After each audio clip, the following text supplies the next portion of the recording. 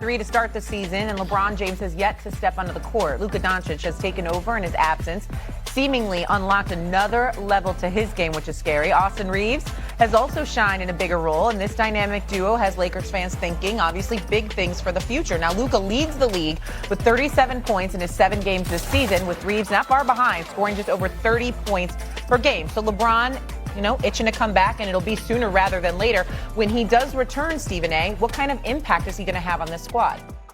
This is very interesting. We only got a quick point, so I'm going to make it very, very quick. LeBron James is the most interesting and compelling story in the NBA right now because of this reason. The Lakers are winning without him. Luka Doncic is a leading candidate for league MVP honors without him. Austin Reeves is averaging 30 without him, and the Lakers are winning without him. When you come back, we know what a basketball savant LeBron James is. We all know that. But because of Austin Reeves, he ain't going to affect Luka because Luka's going to have the ball in his hands and Luka's going to do what Luka does. But how LeBron James plays is going to determine, in large part, the success of Austin Reeves moving forward. So can he fit in, fit out? What you going to do? How are you going to do it? That's going to be the interesting part, because if he does it right, the Lakers, at the very least, could end up in the conference finals against Oklahoma City. That's what we're talking about here. That's how significant LeBron James' return could end up being for the Lakers. Wagyu, what do you think? I'm going to give LeBron benefit of the doubt. I think he's one of the most cerebral basketball players that this game has ever seen, and he'll figure out a way to allow Austin Reeves to continue doing what he's doing. Remember, we used to get on this guy for making the right plays early in his career as opposed to taking shots to try to hit game winners. But I'm going to get to this point now. I think LeBron understands that this team is young and they're moving in a direction of where they'll be without him. He needs to come in and help facilitate. And if winning the NBA championship is his main priority and goal, he's going to make sure that Austin Reeves and Luka Doncic feel like they are the driving force for this football team, with all of us knowing how important LeBron is going to be if they have a chance to win a championship. I agree 100%. I expect LeBron to fit in perfectly. I understand there's a little pressure on him because they played well, and Doncic has been great. Reeves he had some 50-point games already this year. 51 against Sacramento. 51. I expect LeBron to hang in there pretty good. Houston's good. Denver's very good. Oklahoma City is great. San Antonio. San Antonio. But they're a little young. Yeah, they're a little young, but Wembanyama is playing like... Oh, he's unbelievable. I agree. Yeah. He has been. But still, you got to figure Denver, OKC, Lakers, and maybe Houston are the 4 best teams in the conference. And I'll tell you something right now, too. Oklahoma City last night, they killed the Warriors. And the Warriors brought everybody there. They went by 45 points at the end of the third quarter. They're almost trying to prove to people that last year was not a fluke. Well, they're not. Listen, they got the best record in basketball right now. Oklahoma City ain't worried about a damn thing. Shai Gilgeous-Alexander is just going out there being who he is and reminding you there's levels to this and I'm on it, okay? But if Luka continues to look the way that he looks and Austin Reeves isn't compromised and LeBron is who we know him to be, it can get very interesting.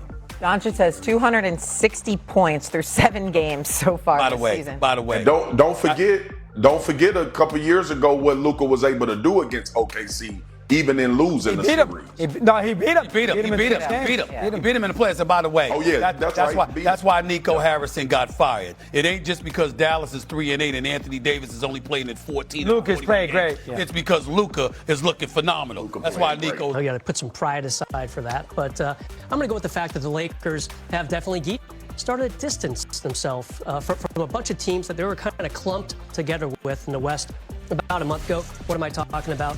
They're clearly better than the Dallas Mavericks, who are 3-8. The Clippers are 2-7, BT.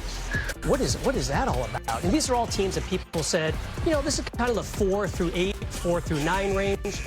They're a couple games better than Golden State so far. And record-wise, they're still better than Houston and Minnesota at this point.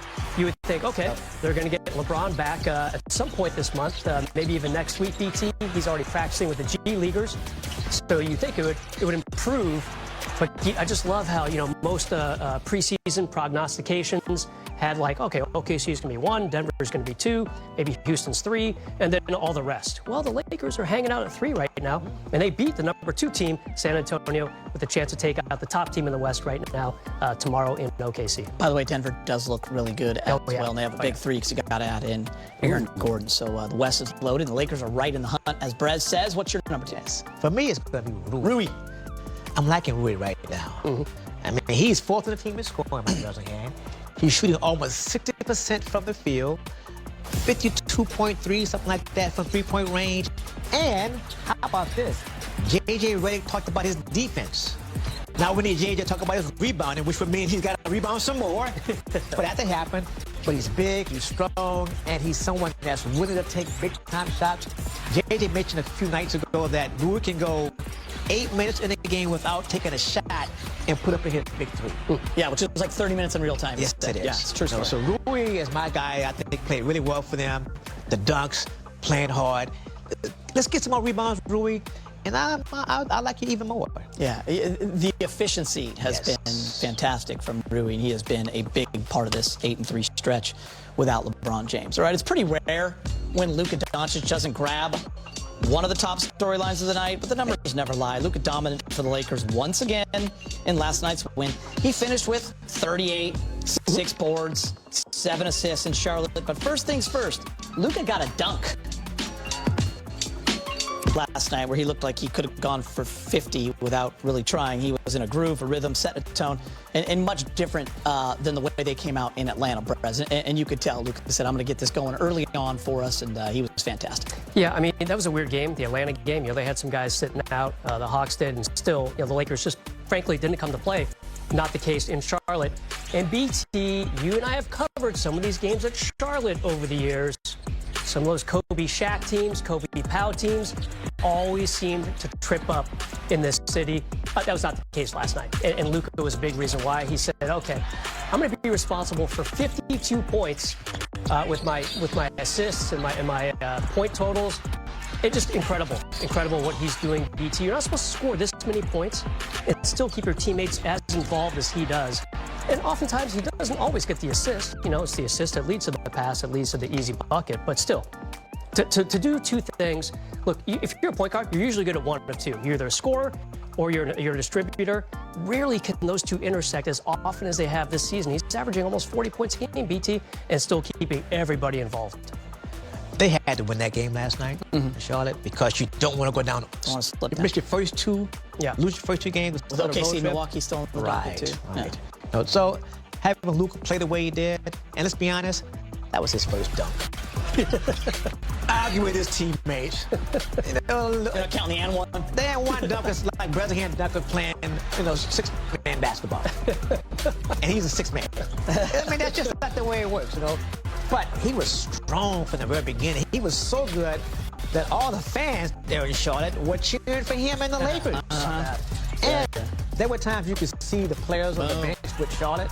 They're also going kind of like, wow, he's pretty damn good. He's good. How did they get him? Well, we'll talk about that for another day. But he was great last night. And he's been great all season long. One thing that